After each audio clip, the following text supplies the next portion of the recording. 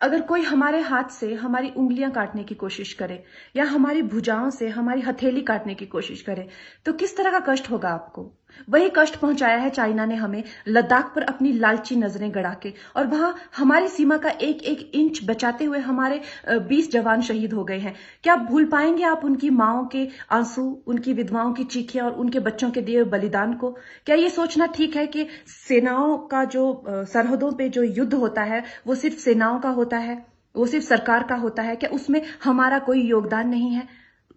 क्या हम भूल गए वो वक्त जब महात्मा गांधी जी ने कहा था अगर अंग्रेजों की रीढ़ तोड़नी है भारत में तो उनके बनाए हुए हर उत्पादन का बहिष्कार करना पड़ेगा?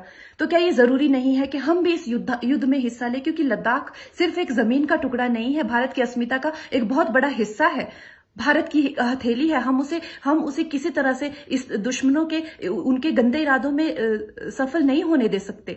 तो क्या हम लोगों को इसमें हिस्सा नहीं लेना चाहिए कि जो चाइनीज जितनी भी गुड्स हैं, जितने भी उनके प्रोडक्ट्स हैं, जिन भी कंपनीज में उन्होंने इन्वेस्ट किया हुआ है, उनसे उनको रिटर्न्स आते हैं, रेवेन्यूज आते हैं, ऑर्गेनाइजेशंस है, उन सब का बहिष्कार करें ताकि वो उस संपत्ति से जो यहां से इंडिया से इकट्ठी करके जाते हैं, उस संपत्ति से हथियार खरीद के हमारे सैनिकों के सीने छन्नी करते हैं। तो क्या हम इस युद्ध में हम चाइना का साथ दे सकते हैं? आप बताइए।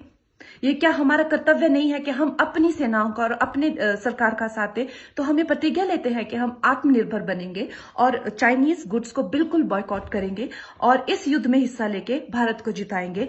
जय हिंद।